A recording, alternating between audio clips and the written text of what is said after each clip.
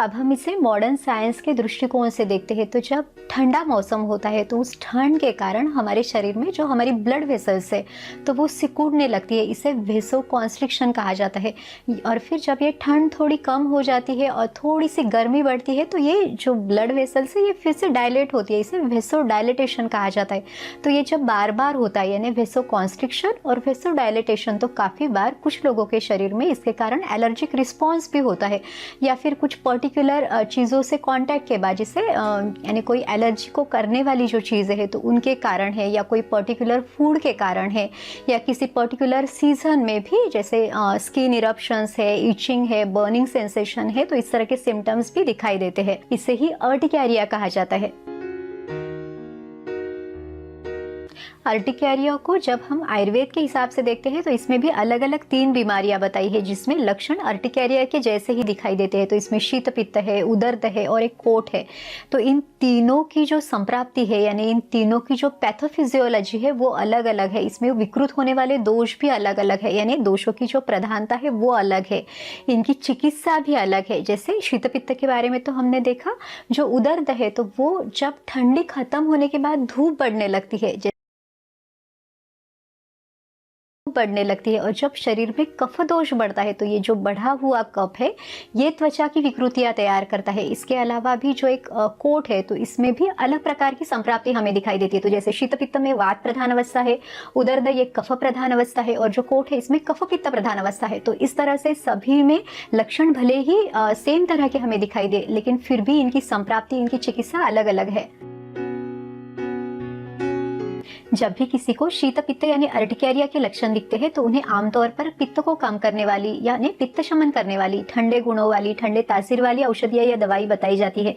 लेकिन इसमें शीत पित्त में जैसे हमने देखा कि शीत गुण बढ़ने के कारण ही वातदोष कुपित होता है और उसके कारण ही ये पूरी प्रक्रिया या पूरी प्रोसेस बनती है। तो यहाँ पे इस शीत गुण को कम करना ज्यादा जरूरी है, बढ़े हुए वात को कम करना जरूरी है। तो जो शीत गुण है इसके विरुद्ध क्या है, तो इसके विरुद्ध है उष्ण गुण। तो इसमें गर्म चीजों का, गर्म तासीर वाली चीजों का यहाँ पे प्रयोग करना जरूरी है ताकि ये ठंडा गुण कम हो और वातदोष का शमन हो। ठंडी हवा से खुद का बचाव करें। नहाने के लिए भी ठंडा पानी कभी इस्तेमाल ना करें। नहाने के लिए गर्म या गुनगुने पानी का इस्तेमाल करें। नहाने के तुरंत बाद कभी भी पंखे की हवा में या एसी में ना आए। खुद को वार्म रखें। तो ठंडी के दिनों में स्वेटर पहन सकते हैं या फिर जैसे कि मृदु स्वेदन यानी जो हल्का सेक है वो आप ले सकते हैं। खाने में भी बहुत ज्यादा जो ठंडी चीजें हैं तो उन्हें भी अवॉइड करें। अब हम शीत पित्त में घरेलू उपचार आप क्या कर सकते हैं तो इसके बारे में देखते हैं। तो इसमें सबसे पहले लगाने के लिए यानी बाह्य प्रयोग के लिए, लोकल एप्लीकेशन के लिए आप क्या क्या यूज कर सकते हैं तो वो देखते हैं। तो इसमें जो सरसों का तेल है यानी जो राई का तेल है, जिसे मस्टर्ड ऑयल कहा जाता है, तो ये बहुत अच्छे से आपको मदद कर सकता है। देखिए जो सरसों है उसका जो स्वभाव है वो गर्म है, यानी ये गर्म नेचर वाली यानी सरसों ये गरम नेचर वाली है। तो इस सरसों के तेल में आप थोड़ा सा सेंधा नमक डाल के इसको हल्का सा गरम करके जहाँ पे भी आपको तकलीफ है तो वहाँ पे आप त्वचा में इसको लगा सकते हैं।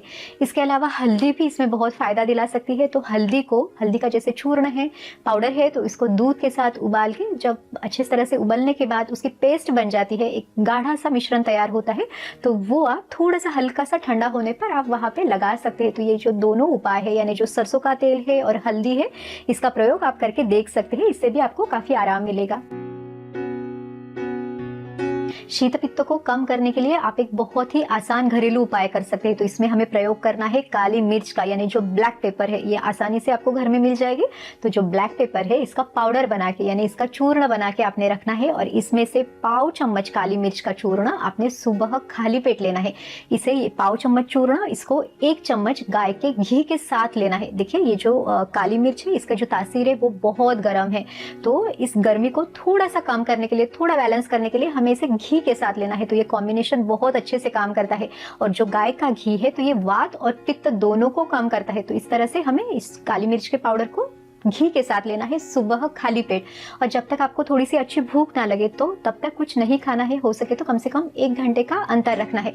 अब देखिए ये काली मिर्च बहुत गर्म है, इसमें उष्ण तीक्ष्ण गुण है, तो हमें इसका युक्तिपूर्वक प्रयोग करना है, यानी इससे शीत गुण तो कम हो लेकिन शरीर में पित्त दोष ना बढ़े।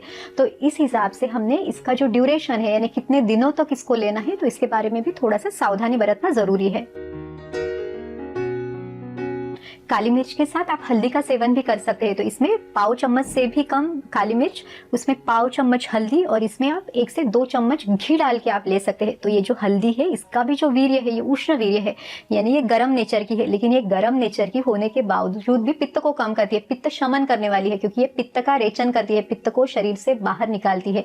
तो इसमें हमें हल्दी का फायदा भी मिलता है, तो आप ये भी प्रयोग कर सकते हैं। इसके अलावा आप त्रिकटु चूर्ण भी ले सकते हैं, जिसमें सौंठ है, काली मिर्च है, पिपली है। तो 2 से 3 चुटकी जो त्रिकटु चूर्ण है इसमें आप थोड़ा सा शहद डाल के भी इसका सेवन भी आप कर सकते हैं।